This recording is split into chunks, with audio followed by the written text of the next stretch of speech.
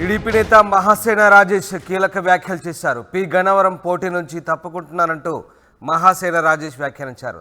తనపై వైసీపీ నేతలు కుట్ర చేశారంటున్నారు మహాసేన రాజేష్. జనసేన నేతలను రెచ్చగొట్టారని, తనపై ఫేక్ వీడియో క్రియేట్ చేసి తప్పుడు ప్రచారం చేశారని ఆరోపించారు. తాను ఎవరిని కించపరచలేదని, పి గన్నవరంలో 68% మంది తనను కోరుకుంటున్నారన్నారు మహాసేన రాజేష్. పలు సర్వేల్లో ఇదే వెల్లడైందని, అందుకే బాబు పవన్ టికెట్ కేటాయించారంటున్నారు మహాసేన రాజేష్. మొత్తం మీద తాను పోటీ నుంచి తప్పుకున్నట్లు మహాసేన రాజేష్ వెల్లడించారు. తనపై కుట్ర చేయడం వల్లే తాను పోటీ నుంచి తప్పుకుంటున్నట్లు మహాసేన రాజేష్ ప్రకటించారు. మొత్తం మీద పి గన్నవరం బరి నుంచి తప్పుకుంటానంటున్న మహాసేన రాజేష్తో మా ప్రతినిధి ప్రకాష్ ఫేస్ టు ఫేస్.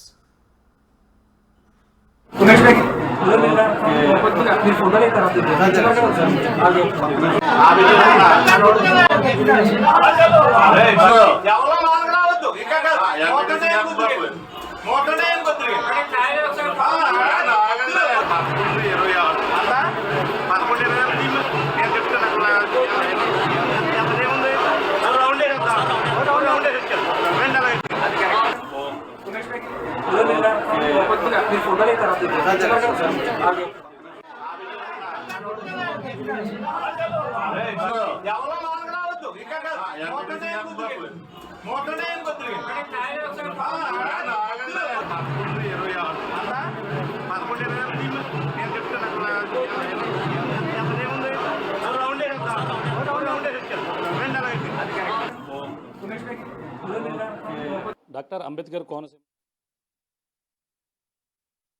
భాగంగా ఉమ్మడి అభ్యర్థిగా ప్రకటించినటువంటి అభ్యర్థి అలాగే సరిపల్లి రాజేష్ అలియాస్ మహాసేన రాజేష్ అక్కడంతా కూడా అక్కడ ఉమ్మడి అభ్యర్థిగా ప్రకటించిన నేపథ్యంలో ప్రధానంగా గత కొన్ని రోజుల నుంచి కూడా ఆ నియోజకవర్గంలో అక్కడ ఆందోళన చేపట్టారు. ప్రధానంగా కొంతమంది వ్యతిరేకత అయితే నాకు కనబడుతుంది. కానీ ప్రధానంగా చూసుకుంటే ఆయన ఇటీవల ఆ టీడీపీ జనసేన మధ్య అయితే ఆత్మీయ సమావేశంలో రసాభాసగా మారింది. కానీ ఈ నేపథ్యంలో మళ్ళీ అభ్యర్థిగా ప్రకటించిన తర్వాత మొట్టమొదటిసారిగా పి గన్నవరం నియోజకవర్గం వెళ్ళిన తర్వాత అక్కడ వినాయకుని దర్శించుకోవడం కాకుండా ప్రచారం కూడా ప్రారంభించారు. కానీ అక్కడ నియోజకవర్గంలో అక్కడ ఉన్నటువంటి అందరిని కూడా చల్లారిన నేపథ్యంలో అందరినీ అసంతృప్తులు చల్లారిన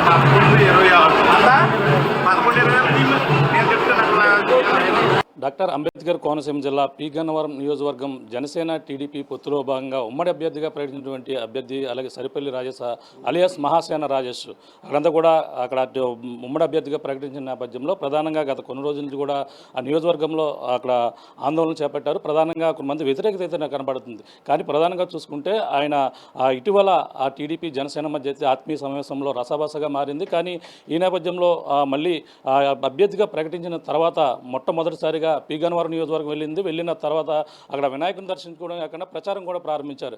కానీ అక్కడ నియోజకవర్గంలో అక్కడ ఉన్నటువంటి అందరిని కూడా చల్లారిన నేపథ్యంలో అందరినీ అసంతృప్తులు చల్లారిన నేపథ్యంలో ప్రధానంగా మళ్ళీ రాష్ట్ర వ్యాప్తంగా మరొక వాదన అయితే సరిపల్లి రాజేష్పై మొత్తం రాష్ట్ర వ్యాప్తంగా సంచలనంగా మారాయని చెప్పాలి. ఇప్పుడైతే బ్రాహ్మణ సంఘాల నుంచి తీవ్ర వ్యతిరేకత కొనసాగిందని చెప్పాలి. ఈ నేపథ్యంలో సరిపల్లి రాజేష్ వెనక్కి తగ్గారు, పి గన్నవరం పోటీ నుంచి తప్పుకుంటున్నారని ఒక ప్రచారం సోషల్ మీడియా వేదికగా ప్రచారం జోరందుకుంటుంది. దీనిపై ప్రధానంగా అక్కడ నిజంగా సరిపల్లి రాజేష్ పోటీ నుంచి తప్పుకుంటున్నాడా, కాదు కేవలం ప్రచారం మాత్రమా? మరిన్ని విషయాలు తెలుసుకునేందుకు రాజేష్ గారు ఉన్నారు, మహాసేన రాజేష్ గారు మనిషి లేదు. సార్ చెప్పండి, ఏంటి ఈ ప్రచారం మొత్తం 2 రోజుల నుంచి ప్రచారం జోరందుకుంటుంది, ఈరోజు మరీ ఎక్కువగా వచ్చిన పరిస్థితి. మీరు ప్రస్తుతం పోటీలో ఉంటున్నారా? అసలు ఈ ప్రచారం కనుక వాస్తవం ఏంటి? సార్ ముందుగా మీకు నమస్కారం అండి. నారా చంద్రబాబు నాయుడు గారు, పవన్ కళ్యాణ్ గారు పెద్ద మనసుతో మాలాంటి సామాన్యులు కూడా చట్టసభలకు తీసుకెళ్లాలని మాకు ఒక అవకాశం కల్పించారండి. పొత్తులో పి గన్నవరం సీటు డాక్టర్ బిఆర్ అంబేద్కర్ కోనసీమ జిల్లాలోని పి గన్నవరం సీటుని నాకు కేటాయించడం జరిగింది. మా వాళ్ళందరూ చాలా ఆనందపడ్డాం సార్. చిన్న చితక వ్యక్తులందరికీ కూడా అక్కడికి వెళ్ళే అవకాశం దక్కుతుంది అనే ఆనందంలో చాలామంది ఆ రోజున డ్యాన్సులు వేశారు, చాలా సంబరాలు చేసుకున్నాం. అయితే అది ఇలా ప్రకటించిన వెంటనే నా మీద పి గన్నవరం నియోజకవర్గంలో స్థానికేతరుడు అనే అల్లర్లు రేపాలని ఈ వైసీపీ పార్టీ వాళ్ళు ప్రయత్నించి అక్కడ తెలుగుదేశం ఆత్మీయ సమావేశం జరుగుతూ ఉంటే, సమన్వయ కమిటీ సమావేశం జరుగుతుంటే జనసేన నుంచి కొద్దిమంది యువకుల్ని అక్కడికి వాళ్ళని చెప్పుడు మాటలు చెప్పి వాళ్ళని రెచ్చగొట్టు 10 మందిని అక్కడ పంపించారు. తెలుగుదేశం పార్టీ అప్పుడు పొత్తులో జనసేన టీడీపీ పొత్తులో అది తెలుగుదేశం పార్టీ కేటాయించిన సీటు. దాని గురించి జన సైనికులు ఎవరిలోనూ అసంతృప్తి ఉండదు, దాని మీద అబ్జెక్షన్ చెప్పే అవకాశం కూడా ఉండదు. ఒకవేళ జనసేనకి ఇస్తే తప్ప, జనసేనకి ఇస్తే ఆ క్యాండిడేట్ కాదు ఈ క్యాండిడేట్ని పెట్టుకుంటామని వాళ్ళు అసంతృప్తి తెలియజేశారంటే అర్థం ఉంది. తెలుగుదేశం పార్టీ టికెట్ కోసం జనసేన వారు చేయరు, వారిని రెచ్చగొట్టారు. రెచ్చగొట్టి ఈ రాజేష్ మహాసేన మీద ఇక్కడ వ్యతిరేకత ఉందనేది క్రియేట్ చేయాలని కొన్ని పెద్ద మీడియా సంస్థలు, జగన్మోహన్ రెడ్డి కనుసన్నల్లో నడిచే మీడియా సంస్థలు ఇక రాజేష్ మహాసేన మీద అసంతృప్తి ఉందనేది బయటికి తీసుకెళ్లారు. అయితే కొన్ని రోజులకి అది సద్దుమణిగిపోయిందండి. నేనే అడిగాను, ఇప్పుడు తెలుగుదేశం పార్టీ అది రిజర్వ్డ్ కాన్స్టిట్యున్సీ, అక్కడ ఒక ఎస్సీకి ఇస్తారు ఎవరికి ఇచ్చినా, అక్కడ 10 మంది కేకలేసిన యువకులు అందరూ కాపు కులానికి సంబంధించిన యువకులతో కేకలేయించారు. నాకు ఇవ్వకపోతే వాళ్ళకేం సీటు రాదు కదా, వాళ్ళని రెచ్చగొట్టారు ఏదో చెప్పి. అంతేగాని అక్కడ నా మీద నిజమైన వ్యతిరేకత లేదని నేను అందరికీ నా మీడియా ద్వారా తెలియజేశానండి. అది కాకుండా మా తెలుగుదేశం పార్టీ నిర్వహించిన ఐవీఆర్ఎస్లో దాదాపు 60 నుంచి 68% ప్రజలు రాజేష్ మహాసేన కావాలని కోరుకున్నారు ఆ నియోజకవర్గంలో.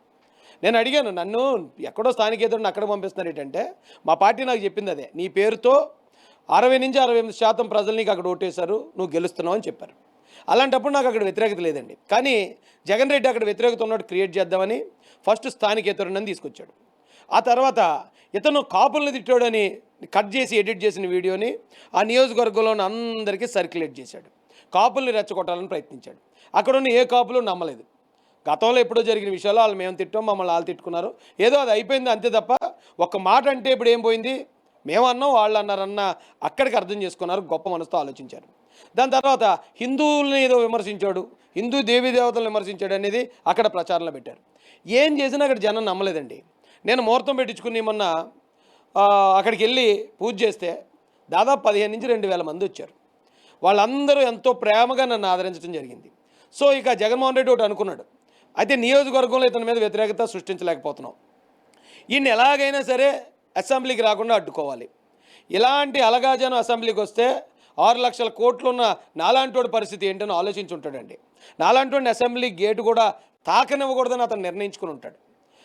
అందులో భాగంగా అతను ఏం చేశాడు వెంటనే అంటే, ఎప్పుడో 7 సంవత్సరాల క్రితం మాకు ఆర్ఎస్ఎస్ సోదరులకి జరిగిన వాగ్వాదంలో వారు మమ్మల్ని మాట అన్నారు, మేము వారినో మాట అన్నాం. దాన్ని అటు ఇటు కట్ చేసిన ఒక వీడియోని బ్రాహ్మణ సంఘాల గ్రూపుల్లోకి సర్క్యులేట్ చేసి బ్రాహ్మణులను అవమానించాడు అనేది వాళ్ళందరినీ రెచ్చగొట్టడానికి ఉపయోగించాడు. సో అది నమ్మిన బ్రాహ్మణ సోదరులు వైజాగ్లో మా పార్టీని ముట్టడించారు. తెలుగుదేశం పార్టీ అధినాయకులైన చంద్రబాబు నాయుడు గారి ఇంటిని ముట్టడిస్తామని స్టేట్మెంట్లు ఇచ్చారు.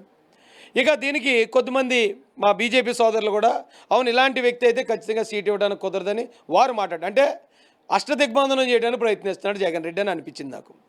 ఒకవేళ నేను ఇలాగే సైలెంట్గా ఊరుకుని పార్టీ అయితే నన్ను తీసేదండి, పార్టీ నన్ను నిలుపమని అందావు, నేనే అక్కడ క్యాండిడేట్ని ఇప్పుడు కూడా, నేను ఇలాగే మౌనంగా ఉంటే రేపు పొద్దున్న ఇదే జగన్ రెడ్డి ఇంకా రెచ్చగొట్టి అమాయకుల్ని ఈ దిష్టి బొమ్మలు దహనం చేయించటం, చంద్రబాబు నాయుడు గారు పవన్ కళ్యాణ్ గారు హిందూ వ్యతిరేకాన్ని క్రియేట్ చేయటం, ఏదో ఒక విధంగా మా పార్టీని ఓడించాలనే ప్రయత్నం జగన్ రెడ్డి రాష్ట్ర వ్యాప్తంగా మొదలుపెట్టాడు.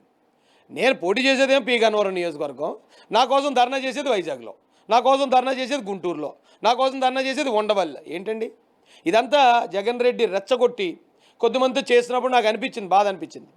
ఒకవేళ పార్టీ ఏంటి ఇంత రప్చర్ చేస్తున్నారు అని పార్టీ నాయకులు ఎవరైనా సరే రాజేష్ను ఒకసారి తగ్గు అన్నారనుకోండి, ఆ మాటను పట్టుకుని దళితుడికి అన్యాయం చేసిన తెలుగుదేశం పార్టీ అని మళ్ళీ ప్రచారం చేసేది ఇదే వైసీపీ పేటీఎం బ్యాచ్. దళితుడిని ఇలా తీసుకెళ్ళి మోసం చేశారు, సో దళితులందరూ మీరు ఇచ్చేయండి అని 10 మంది దళితులను వైసీపీలో దళితులను పెట్టి ఫేక్ మూమెంట్ కూడా తీసుకొస్తాడు ఇదే జగన్ రెడ్డి.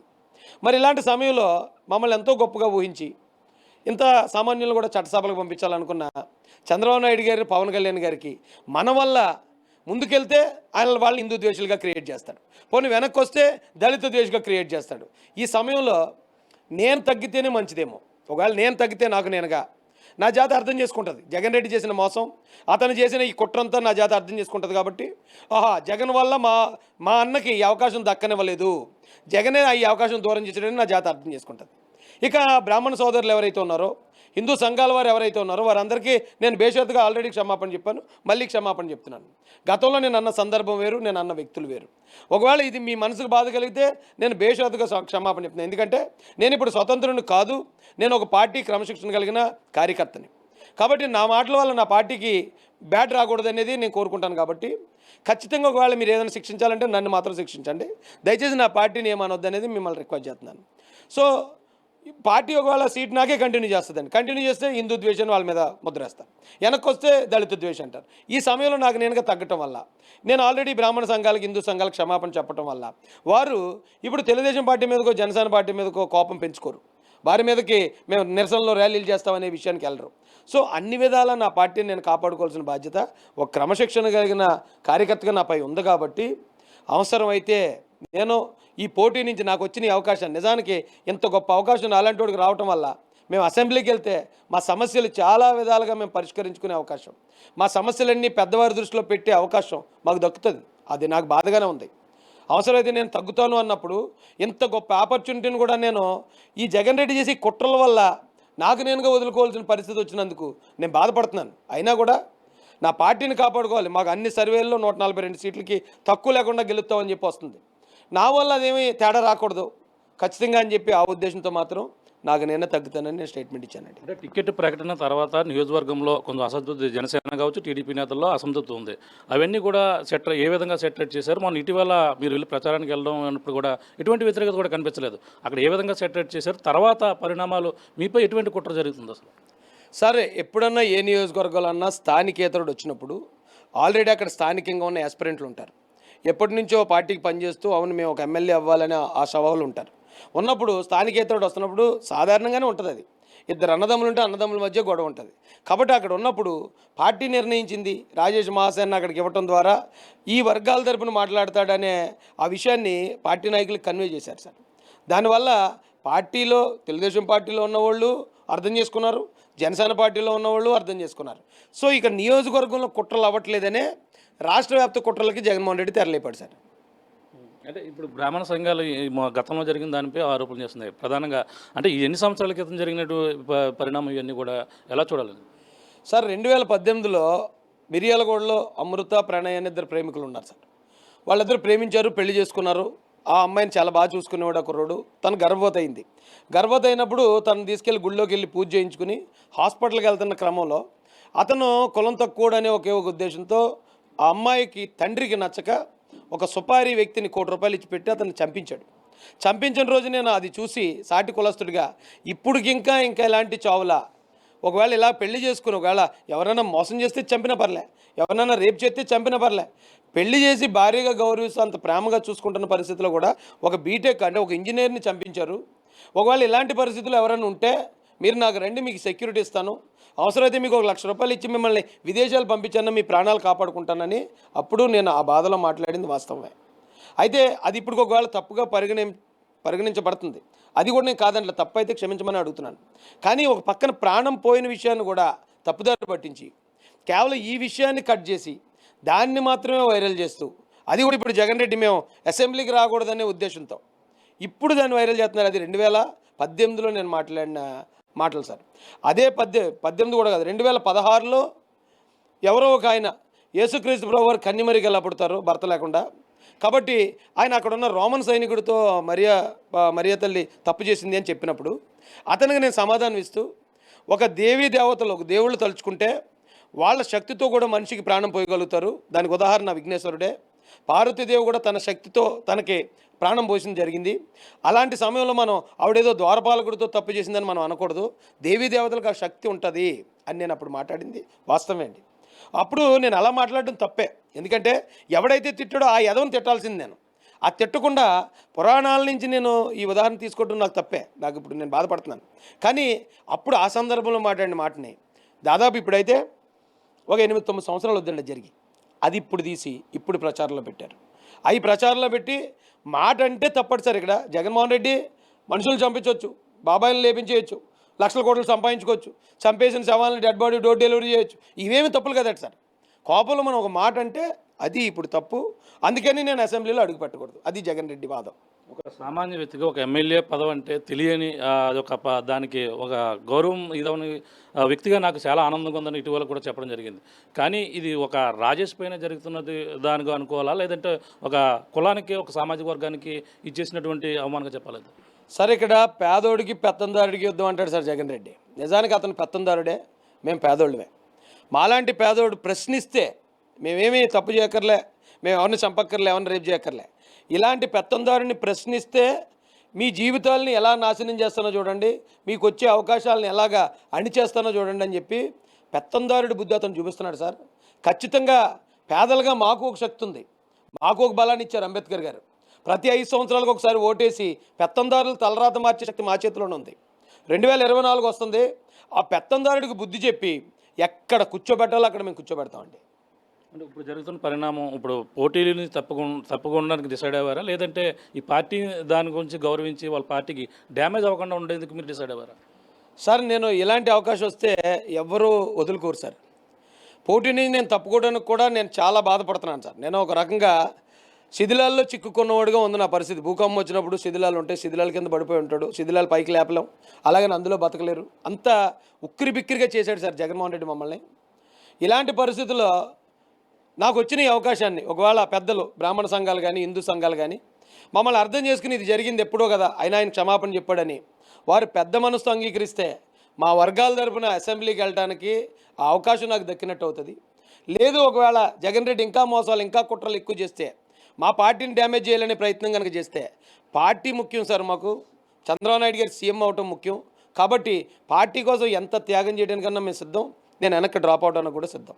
అంటే మరో ప్రచారం కూడా జరుగుతుంది, అంటే మహాసేన రాజేష్ తప్పుకోవడం లేదు, పార్టీయే ఈ నిర్ణయం తీసుకుంటుందని మరో ప్రచారం కూడా జోరందుకుంటుంది. ఇదంతా ఏ విధంగా చూడాలి?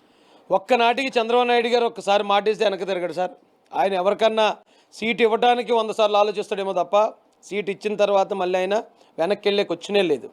ఇప్పుడు కూడా మీరు ఎందుకు అలా స్టేట్మెంట్ ఇచ్చారని పార్టీలో చాలామంది నాతో మాట్లాడుతున్నారు. అయితే నేను కారణం కాకూడదు చంద్రబాబు నాయుడు గారు బ్యాడ్ అవ్వడానికి, పవన్ కళ్యాణ్ గారు బ్యాడ్ అవ్వడానికి. నేను కారణం కాకూడదని ఒకే ఒక ఉద్దేశంతో నాకు నేనుగా ఇచ్చిన స్టేట్మెంట్. ఇప్పుడు కూడా పి గన్నవరం నియోజకవర్గానికి తెలుగుదేశం ఎమ్మెల్యే అభ్యర్థిని నేను కాదనుకుని నేను వెనక్కి తగ్గాలన్నా కూడా నేను చంద్రబాబు నాయుడు గారిని, లోకేష్ గారిని బ్రతిమలాడాలి. కాసేపు బ్రతిమలాడి వాళ్ళని ఒప్పించిన తర్వాత తప్ప నేను ఆ అభ్యర్థిత్వం నుంచి వెనక్కి వచ్చినట్టు కాదండి.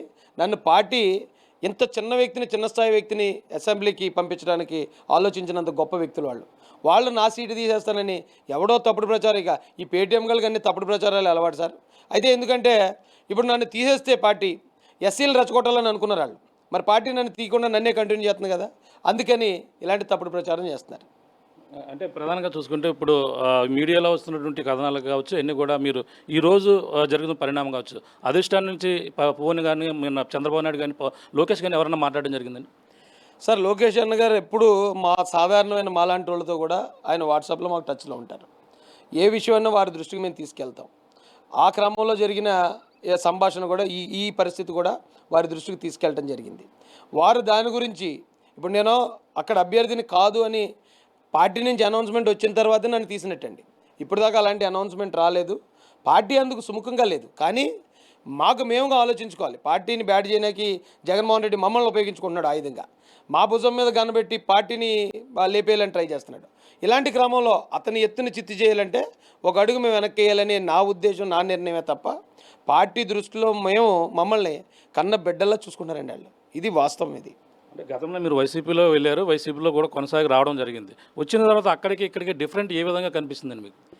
జగన్మోహన్ రెడ్డి పార్టీలోకి వెళ్ళిన ప్రతి ఒక్కరినో కూలోడుగా వాడుకుంటాడండి. ఎదుటోళ్ళని తిట్టించే ఒక సాధనంగా వాడుకుంటాడు. నేరాలకు పురుగొల్పే విధంగా ఉంటుంది ఆయన ట్రీట్మెంట్. కానీ ఎవరికి ఒక గుర్తింపు అంటూ ఉండదు. జగన్మోహన్ రెడ్డి మాత్రమే ఉంటాడు రాజులాగా, మిగతా వాళ్ళు ప్రజలు మాత్రమే ఉంటారు ముష్టోళ్ళలాగా. కానీ చంద్రబాబు నాయుడు గారి దగ్గర అలా లేదండి. మేము ఆయన ఇంతకుముందు ఓడించడానికి ప్రయత్నించిన వాళ్ళం, అయినా కూడా పార్టీలోకి వెళ్ళిన వెంటనే మాకు సముచిత స్థానం, మంచి పదవులు ఇచ్చి గౌరవించారు. మేము ఊహించిన విధంగా మమ్మల్ని చట్టసభలకు తీసుకెళ్లాలనే ప్రయత్నం కూడా పెద్ద మనసుతో వారు చేయడం జరిగింది. జగన్మోహన్ రెడ్డి నక్కైతే చంద్రబాబు నాయుడు గారు నాగలోకం లాంటి వాళ్ళండి. అంటే ప్రధానంగా ఇప్పుడు ఇదే పరిణామాలు చూసుకుంటే మీరు చంద్రబాబు కావచ్చు, లోకేష్ కావచ్చు, మీరే చేయాలి, ఏం జరిగినా పర్లేదంటే మీరు ఏ విధంగా అక్కడ గెలుపు కృషి చేస్తారు? ఏ విధంగా రాష్ట్ర వ్యాప్తంగా పరిణామాలు ఎలా ఉంటాయంటారు? చంద్రబాబు నాయుడు గారు, లోకేష్ గారు ఆల్రెడీ మీరే చేయాలని వారు నిర్ణయం చేశారండి. అయితే ఏ సంఘాల వారు ఉన్నారో, పెద్దలు ఉన్నారో, వాళ్ళకు కాస్త పెద్ద మనసు చేసుకుని నేను ఇచ్చిన అపాలజీ కనుక వాళ్ళు అంగీకరిస్తే ఇక నేను పి గన్నవరం ఈ రాష్ట్రంలోనే ఖచ్చితంగా మొట్టమొదటి గెలిచే సీటు పి గన్నవరమే. అక్కడ నేను గెలిచి ఆ సీటుని పెద్దలకు నేను కానుగ్గా ఇస్తానండి. అంటే ఫైనల్గా మీరే తగ్గుతారంటారు ఇప్పుడు ఒకవేళ ఈ జరిగిన పరిణామాలు ఈ హిందూ సంఘాలు ఆ బ్రాహ్మణ సంఘాలు కూడా వాళ్ళు తగ్గకపోతే మీరే తగ్గి వెనక్కి వచ్చే అవకాశం ఉంది. ఖచ్చితంగా నేనే తగ్గుతాను సార్. నా పార్టీకి నా వాళ్ళ చెడ్డ పేరు రానివ్వను. అవసరమైతే ఆ త్యాగం చేయడానికి నేనే కదా సార్, తెలుగుదేశం కార్యకర్తలు అందరూ త్యాగాలకు సిద్ధంగా ఉంటారు. Thanks sir. చూస్తున్నా ఇది పరిస్థితి. ప్రధానంగా పి గన్నవరం టికెట్పై రాదంతం ప్రధానంగా బ్రాహ్మణ సంఘాలు కావచ్చు వీళ్ళందరూ కూడా ఆందోళన చేస్తున్న నేపథ్యంలో పార్టీకి ఎటువంటి డ్యామేజ్ కాకుండా ఉండేందుకే ఇటువంటి నిర్ణయానికి నేను ఇప్పుడు ప్రస్తుతం అయితే కట్టుబడి ఉన్నాను. ఈ నిర్ణయాన్ని ఇంకా అధినాయకుల ముందు అయితే పెట్టలేదు, కానీ ఒకవేళ వాళ్ళే పోటీ చేయాలని ఒకవేళ డిసైడ్ చేస్తే ప్రధానంగా గతంలో వీళ్ళైతే ఏదైతే చేసినటువంటి 8-9 సంవత్సరాల క్రితం జరిగినటువంటి ఆరోపణలు ఈ విధంగా ట్రోల్ చేసి నన్ను డ్యామేజ్ చేసే పరిస్థితి చేస్తున్నారు. కానీ ఒక సామాన్యుడికి తెలుగుదేశం పార్టీ ఏ విధంగా గౌరవించిందో అక్కడ గతంలో నేను ఉన్నప్పుడు అటువంటి గౌరవం అక్కడ లేదు. కాబట్టి ఇప్పుడు ఉన్నటువంటి చట్టసభలు కావచ్చు శాసనసభల్లో అడుగుపెట్టే అవకాశం లేకుండా చేసేందుకు ఇటువంటి కుట్రలు నా మీద పండుతున్నారని చెప్పేసి ప్రధానంగా అంటున్నారు. ఏదైనా ఈ దళిత గొంతు అసెంబ్లీలో వినిపించకుండా ఉండేందుకు అలాగే ఇప్పుడు ఉన్నటువంటి సీఎం జగన్మోహన్ రెడ్డి చేస్తున్నటువంటి కుట్రలో భాగంగా ప్రధానంగా చెప్తున్నారు. ఏదేమైనా పార్టీకి డ్యామేజ్ అవుతుందని ఉన్న నేపథ్యంలో అధినాయకులు వాళ్ళ కోరిక మేరకే నేను తగ్గుతాను తప్ప వాళ్ళ నుంచి కానీ పార్టీ నుంచి కానీ ఎటువంటి వాళ్ళ సూచనలు అయితే రాలేదు. నేను ఎట్టి పరిస్థితుల్లో పార్టీకి డ్యామేజ్ అవ్వకుండా నా నిర్ణయాన్ని నేను తీసుకుంటున్నట్టుగా ప్రధానంగా చెప్తున్నారు. ఎవరు దళితులు కావచ్చు అందరూ కూడా ఎవరు దీనిపై అసత్య ప్రచారాలు నమ్మవద్దు. ఇప్పుడైతే ప్రస్తుతం అయితే పార్టీ ఎటువంటి నిర్ణయం తీసుకోలేదు, నేనుగా తీసుకోబోతున్నానని చెప్పేసి ప్రధానంగా మహాసేన రాజేష్ అయితే చెప్తున్న పరిస్థితి ప్రధానంగా ఉందని చెప్పాలి. ఇది కూడా తాజా పరిస్థితి. కెమెరా రామతో ప్రకాష్ RTV ఉత్తరకంచి నుంచి.